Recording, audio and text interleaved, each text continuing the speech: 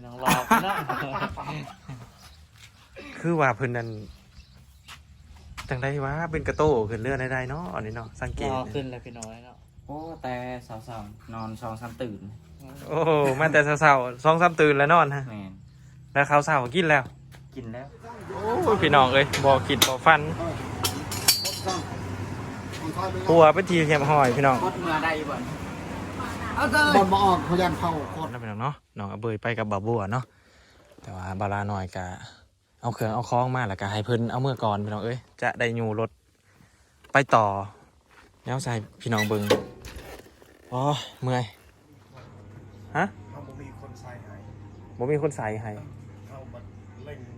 งามตัวนี้เขาสั่งด่วนๆอืม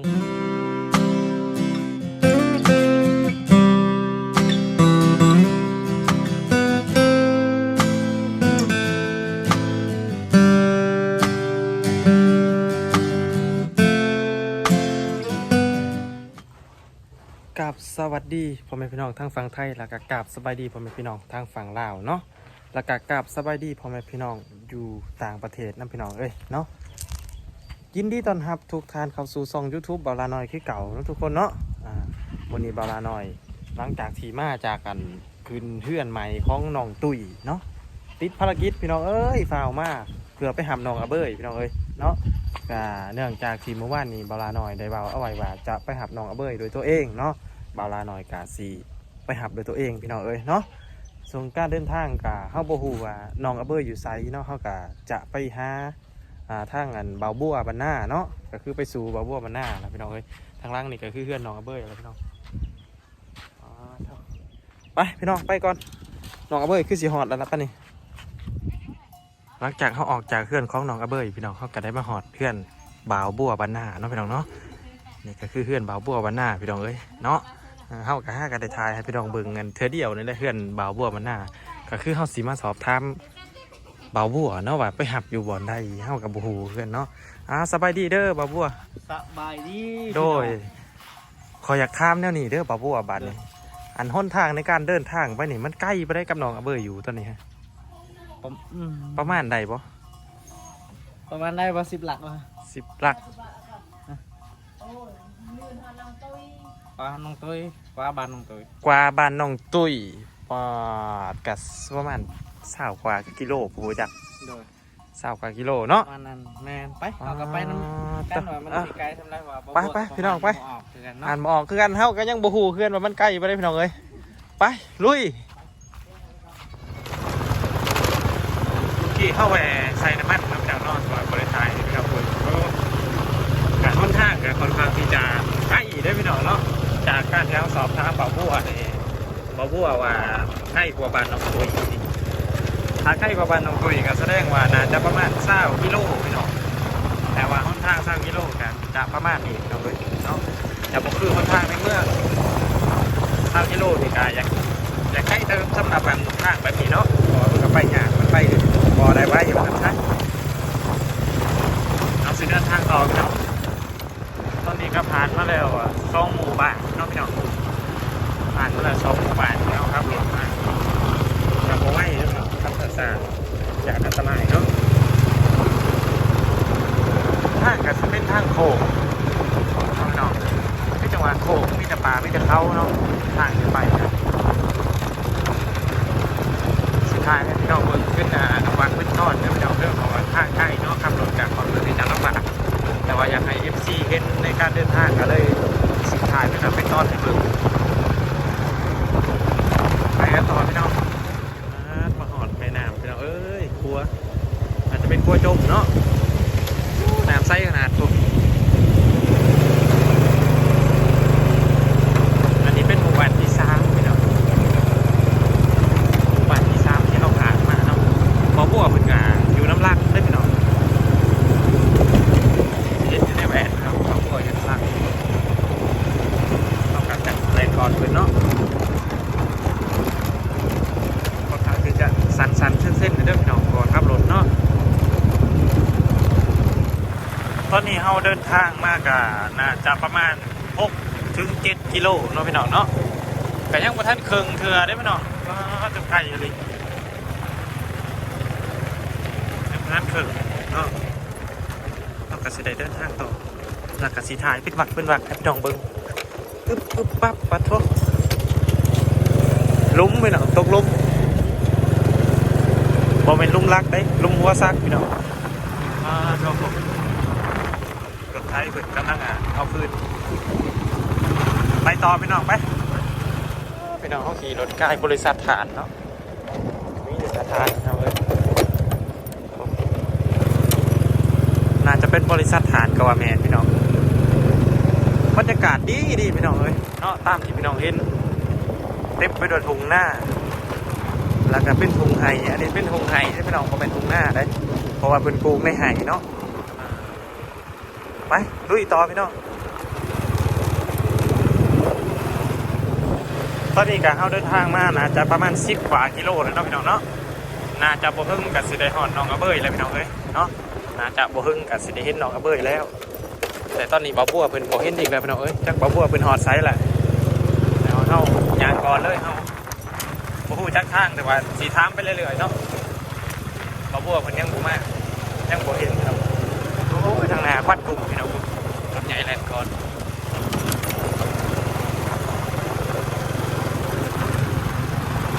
หัวกูพี่น้องซองกูหัวบักใหญ่เลย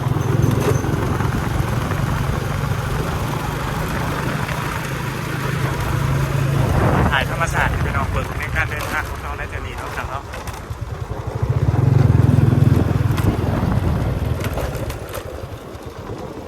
มันบ่มีภูเขาเนาะพี่น้องบ่มีภูบ่มีพาแต่ว่ามีป่าใหม่มีธรรมชาติก็ถือว่าอากาศก็ยังใส่ได้อยู่เนาะ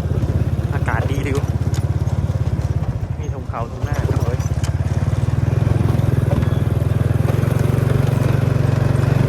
ลุยต่อพี่น้องอันนี้ก็จะเป็นบ้านดงหมุดเนาะพี่น้องบ้านดงหมุดเมืองชนบุรีน่าจะเป็นบ้านดงหมุดเนาะเพราะว่าเขาอ่านป้ายเมื่อกี้กับบ้านดงหมุดเพิ่นว่าเขาหอนบ้านดงหมุดไปที่แหมหอยพี่น้องก็น่าจะบ่ใกล้พระจากที่น้องกระเบยอยู่เนาะแต่ว่าก็ต้องข้ามทางไปเรื่อยๆเลยพี่น้อง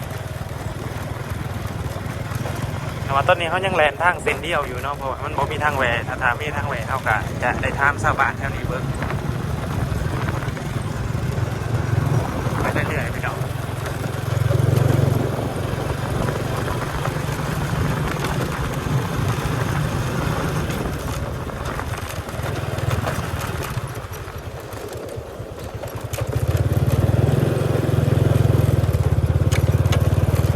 มันมี3 แยกพี่น้องทั้งหน้า3 แยกข้างหน้าสายหรือขวาเนาะบาด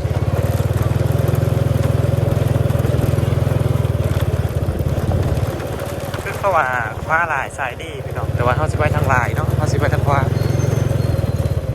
เพราะว่าทางนั้นเป็นจัดงานเที่ยงกับผมเขาไปทางขวาอันนี้เป็นวัด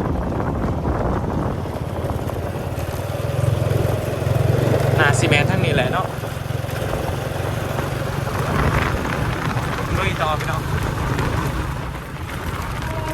ใกล้เติมได้ดีเลยซึ่งเขายังบ่ฮู้ว่ามันเคิงไม่ยั่งเราพี่น้องจุดหมายปลายทางเขาบ่ฮู้เลยแต่เขาฮู้ว่าน่าจะเป็นทางนี้เนาะเขาบวกกันยังบ่เห็นได้พี่น้องยังบ่เห็นเขาบวกแค่กระเพราลาหน่อยลงทางกับประจักษ์แค่เห็นหมู่บ้านทั้งนาเวลาหน่อยสิเขาไปท่าเมื่อก่อนอย่าดราม่าผมถึงทางเอาไปเซเว่นหน้าบอกเสียมันหน้าบอกเนาะไปดราม่าผมถึงทาง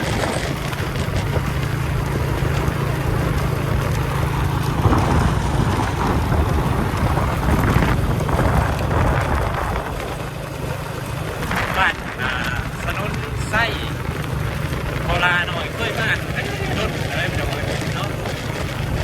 น่าจะเคยมากเพราะว่าท่านที่แพทย์ท่านบ่าวว่าท่านญาติที่เมืองชนเคยพลาดมาเท่านึงก็แล้วแต่ก็ด้นอะไรไม่ต้องประมาณ6 เดือน 7 เดือนอะไรเดินมาลืมทางมาเจออะไรกันแล้วเขาไปทำคนในหมู่บ้านเลยนะพี่น้อง ชาวบ้านเขาทำเลยออกพวกแลนท่านเบาละหน่อยเลยใครอยู่ยังมาถึงทางเนาะที่มาถึงทางกันย้อนว่าเคยมาแต่แป้โดนเลยพี่น้องที่เบาละหน่อยว่าประมาณ6 เดือน7 เดือนแล้วที่เบาละหน่อยมาทีหนึ่งเนาะตอนนั้นกะมาหาลูกโจ้ยพ่อใหญ่โจ้ยแล้วพี่น้องแล้วก็เบาใส่ฝนเนาะมาเบาใส่ฝนลุงไทยทุ่งหน้าพี่น้องเรื่องว่าอะไรเขาเป็นเรื่องว่าอะไรเท่ากับเซเดแลนด์ก่อนเบาบัวเลยเบาบัวเป็นแฟนต่างฮิตที่แมนอยู่เนาะเซเดแลนด์ก่อนเพราะว่าเขามาถึงข้างแบบนี้ทั้งเซเดแลนด์ไว้ทั้งน้องกระเบยกะว่าให้มาไว้เด้อว่าสั่นเริ่มสีหิ้วเขาแล้วมาละหน่อยสิแลนด์รถไว้เติมแล้วบัดนี้พี่น้องเอ้ยหอดเลยพี่น้องเกือบเลยพี่น้องเอ้ยป้าโทเกือบเลยตอนนี้น้องกระเบยนอนอยู่ไหนแล้วเป็นนอนถ่ายอยู่ไหนแล้วพี่น้องเข้ากลับมาหอดบ้านสนุนไส้ไปทีมหอดพี่น้องเกือบเลยคือกันเท่ากันได้ปะเราจะเอารถเข้าไปข้างในก่อนพี่น้อง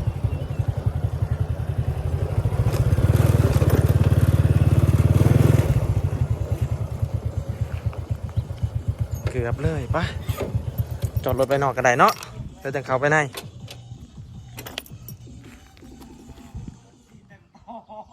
โอเคนะพี่น้อง ป้าพี่น้องเพื่อสิหอดน้องบ่บัวเนาะ แม่คือสิฮอดคือลุงโจยเพิ่น โอ้ยถือว่าแปลงนี่แบบบ่อยากสื่อเลยพี่น้องเอ้ยขี้ฝุ่นขี้ฟอย แม่ โอ้โบราณหน่อยใหญ่ เอาสิเข้าได้อยู่บ่นี่ โบราณหน่อยใหญ่หรือว่าประตูหน่อยวะน่าจะประตูหน่อยเนาะโอ้เห็นพระเอกเขานั่งยิ้มเป้ยอยู่ว่าสบายดีเด้อน้องกระเบย สบายดีเด้อ บ่ได้พบหน้าพอตากันดนโอ้พี่น้อง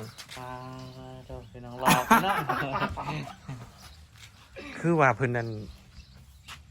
จังไดวะเป็นกระโต้ขึ้นเรือได้เนาะอันนี้เนาะสังเก ร ต อขึ้นแล้วพี่น้องเนาะเพิ่นมาอยู่ปักเซขาวขึ้นนะพี่น้อง โอ้ยพรขู่ใส่เอาข้าวกัน เป็นได้มายามเพื่อนบ่ เออ แมน มายามเพื่อนแล้วก็สิกลับมาคือเก่าบ่ กลับ เลย เมื่อคือเก่า โอ้ดู มานี่หันประมาณว่าจักมือมา การสิพักผ่อนประมาณ2 มื้อเพิ่นแล้วบ่ไหวขอยได้กินนอนเพลียแห้งก็เลยเพลียแห้ง โอ้ประมาณ2 มื้อเนาะ แมน2 มื้อกลับมา 2 มือแล้วก็สิได้ลงเซต่อเนาะ โอ้2 มื้อแล้วเพิ่นก็สิได้กลับมาปักเซคือเก่าหั่นแหละเนาะเพิ่นว่าสิมาเยี่ยมเพื่อนคือเก่าพี่น้อง มาแต่ดนแล้วบ่มานางทานี่ โอ้แต่สาวๆนอน2-3 ตื่น โอ้มาแต่เช้าๆ2-3 ตื่นแล้วนอนฮะ แมน แล้วข้าวเช้ากินแล้ว กินแล้ว กินอยู่นี่บ่หรือกินอยู่ไส กินอยู่ทางแบง กินอยู่ทางแบงพุ่นแล้วเฮ็ดจะได้มาตั้งแต่ทางแบงเฮ็ดจะได้มา ขี่รถไทยมา ขี่รถไทย อ๋อเป็นขี่รถไทยมา โด เนาะ ยขอขี่รถไทยนำชาวบ้านเพิ่นเนาะบ่ได้พอกันถึงพี่น้อง ไปเอาแต่หน่อยคำคือกัน กะสิได้เดินทางต่อเนาะเพราะว่าการเดินทางเฮาก็ค่อนข้างที่จะใกล้เนาะ แต่ว่ายากหายาก แม่ใกล้เติม ลำบากหน่อยนึงว่าอันนี้ก็เป็นเพื่อนของลุงโจ้ยพี่น้องเอ้ยเนาะเฮาบ่ได้รีวิวนี่พี่น้อง ไม่ได้เกิดเราเยอะครบกิน เฮาบ่ได้มาอันให้พี่น้องเบิ่งครึ่งเลยเพื่อนลุงโจ้ยนี่พี่น้องเอ้ยเนาะ ครบเนี่ย แต่เฮา ครั้งแรก บ่เห็น ที่ได้เข้าไปหาเพื่อนพี่น้อง บ่เห็นน่ะเพิ่นอยู่เพื่อนหรือบ่เนาะแต่เฮาก็สิย่างๆเลาะๆเบิ่งก่อนเนาะหลังจากเฮามาพอน้องเอาเบ้ยแล้วก็เฮาสิกลับก่อนแล้วพี่น้องเอ้ยเนาะยันว่ามันค่ำมันมืดเนาะแต่ว่าตอนนี้ก็ใกล้สิเที่ยงแล้วได้พี่น้องเนาะใกล้สิเที่ยงแล้วหลังจากหินโตของน้องเอาเบ้ยเฮาก็สิกลับก่อนพี่น้องไปพี่น้องลุยกลับก่อนพี่น้องเอ้ยบ่คิดบ่ฟันหัวไปทีเข็มหอยพี่น้อง คดเมื่อได้บ่น บอลมาออกเขายันเข้าโคตร ย่างรถหัวพี่น้องมันเป็นได้ก่อนนะ เขายันเข้ามันโคตรมันพืชบ้อง มันพืช หมอเจาะเลยไทยเลยมองแล้วยันเข้ามันโคตรได้บดมาเดี๋ยวคุณเลย ไม่ได้กด Kok lu โบ๊ะโบ๊ะ tanda macam sum. หันรีบเอาคืนส่งคืน บ่ออกพี่น้องมันขด เข้ามันโคตรได้มันหนักในหัวบดได้โบ๊ะโมเมนต์ใส่ตัวนั้นนึง แล้วเซียนได้อันนี้ฮะ พอเฮ็ดมาได้แล้วคอยคนหนักออกไปมือกัน เมื่อไหร่จะซุ่มพุ่นจะวดลำเมื่อ ละช้อนนะ พอจังสิบดคนเดียวนะ จุ่มเห็ดอะไรอยู่อันนั้นถือดิ ก็คือเขาต้องบดแบบนี้ไปพี่น้องหอดจุดสูงหูปาดก็ ตายลอนคัก โอนเขาแล้วบ่ เอาเสด็จกับสภาพนี่แล้วบาดนี่เสด็จบดเหมือนกันน้องอาเบยพี่น้องไปต่อพี่น้องพี่น้องเอ้ยอยู่มาใกล้เติบเนาะตอนนี้น้องอาเบยกะกลับก่อนแล้วนะพี่น้องเนาะน้องอาเบยไปกับบาบัวเนาะแต่ว่าบาลาหน่อยกะเอาเครื่องเอาคล้องมาแล้วกะให้เพิ่นเอาเมื่อก่อนพี่น้องเอ้ยจะได้อยู่รถไปต่อแล้วใส่พี่น้องเบิ่งอ๋อเมื่อยมันขี่บ่ได้พี่น้องก็คืออันเผาอันรถนี่มันขดนี่เผาตัวนี้พี่น้องมันขดมันแกว่งเนาะเวลาเขาขี่ไปอะไรมันแกว่งนี่ป้าดพักผ่อนเล็กน้อยพี่น้องนี่ก็คือทำอิฐก็เอาแต่คลองมาสอนก็นองกระเบยมาน้องพี่น้องเนาะแต่ว่ารถกะซอเนี่ยเนาะย่างหัวก็เลยให้น้องกระเบยไปกับบ่าวบัวต่อเนาะทั้งเครื่องทั้งคลองเพิ่นเอาไปกับบ่าวบัวหมดพี่น้องเอ้ยเนาะไปพี่น้องย่างต่อเฮ้าอึ๊บโถอยู่รถนี่กระมวลเติบยังได้พี่น้องให้พี่น้องเบิ่งไปบัดไปตอนนะพี่น้องเอ้ยเนาะความลำบากโอ้ย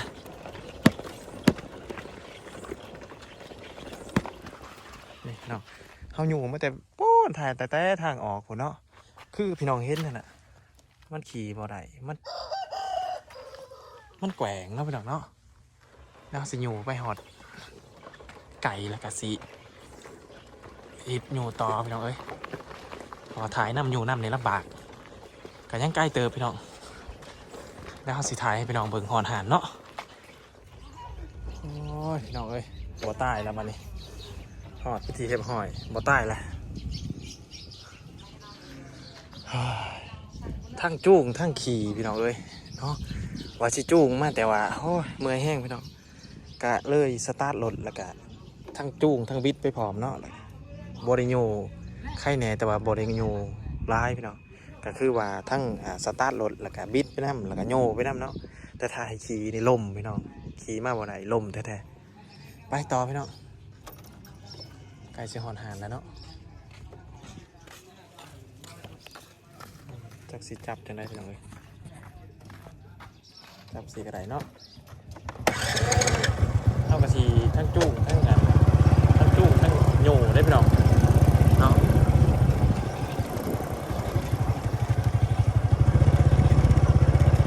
สั่งเป็นวิวก็เนาะสั่งเป็นวิวมันเป็นเลยเอาหาเลยพี่น้องเลยบ่มียังบ่มียังในต้องไปหานจีนพุ่นเนาะ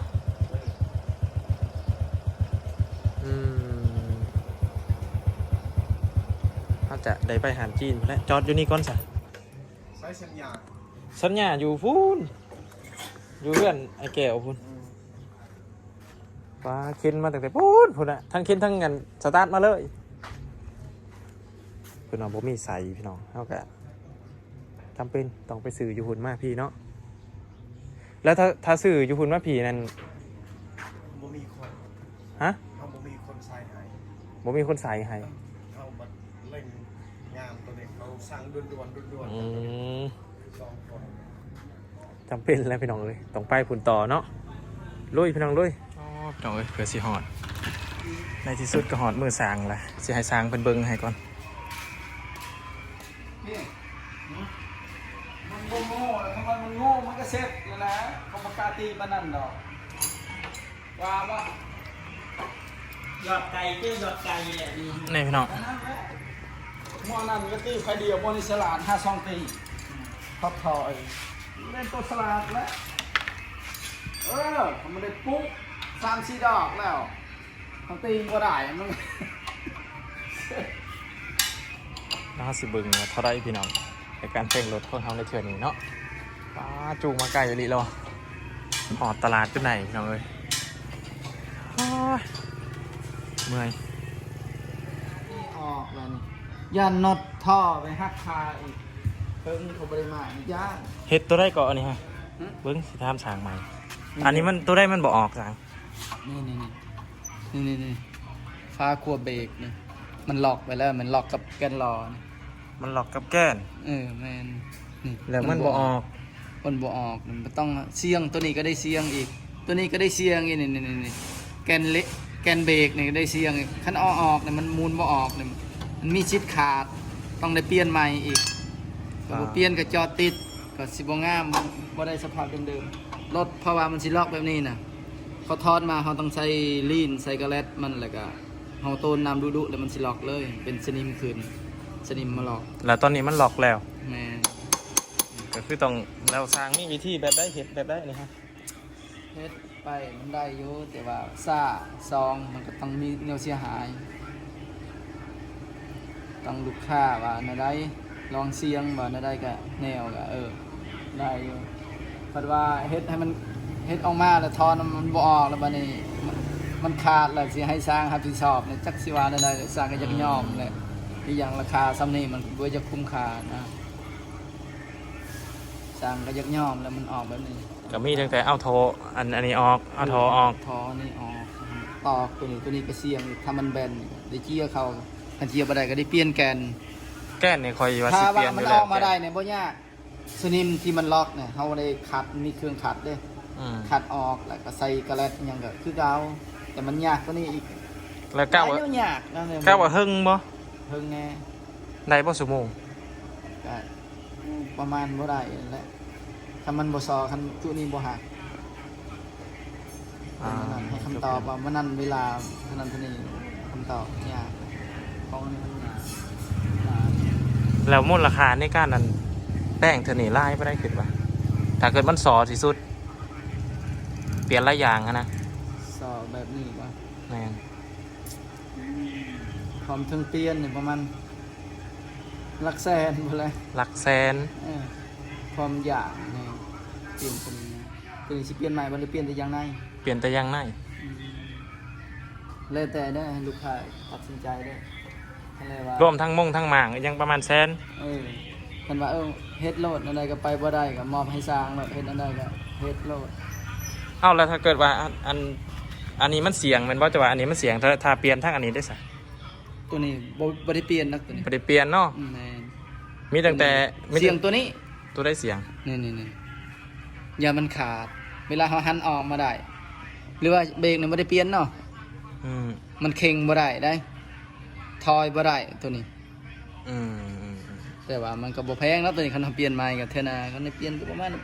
30,000ตัวนี้เคยซื้อทั่วไป ได้กระหม่อมให้สร้างแล้วพี่น้องเลยบาทนี้ เฮากับบ่มีวีซ่าปานนั้นเนาะให้แล้วแต่วีซ่าสร้างเลยจังได้เฮาก็ได้สิได้ทาล่ะพี่น้องบาดนี้โอ้ยสอรีโหลดก็ได้โดย ใส่ตลอดเกิดต้นหน้าเป็นนั่นนะ โดยแม่นเพราะว่าไปถ่ายถ่ายคลิป ไปแต่ละอันบอลแต่ละบ้านลุยน้ำพี่น้อง เบิ้งที่ทำง่ายกับสิรุดให้เนาะเนาะ ได้ขอบใจหลายๆโอ้สางพี่น้อง ง่ายกับสิรุดให้พี่น้อง โดยก็คือสีเกะถอออก ขอบ่เอามันเตาก็ได้ พี่น้องเอ้ย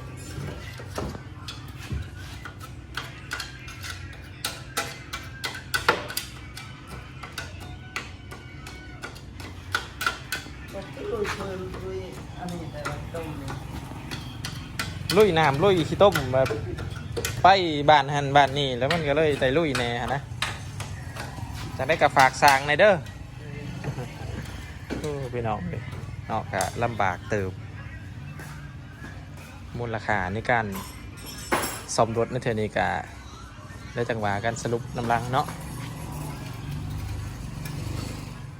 จากการสรุปของสางเนาะพี่น้องกะสางเป็นว่าน่าจะประมาณครึ่งชั่วโมงถึง40 นาทีพี่น้องก็เลยมันเฮิงเนาะเฮากะสิได้นางทาเนาะแล้วก็จังได้กะฝากทุกคนไปติดตามคลิปหน้าเนาะคลิปนี้กะบลาสิขอจบคลิปเพียงเท่านี้เนาะพี่น้องเนาะคลิปหน้าก็น่าจะพุ่นและไปหาน้องอเบยพุ่นละเนาะเพราะว่าน้องอเบยอยู่เพื่อนเป็นที่เหมหอยแล้วเนาะ แต่กับบลาก็ยังอยู่สมรถแป้งรถอยู่พี่น้องน่าจะได้การฝากติดตามผิดหนาด้วยทุกคนเนาะสำหรับคลิปนี้บลาหน่อยสิขอกล่าวคำว่าสบายดีพี่น้อง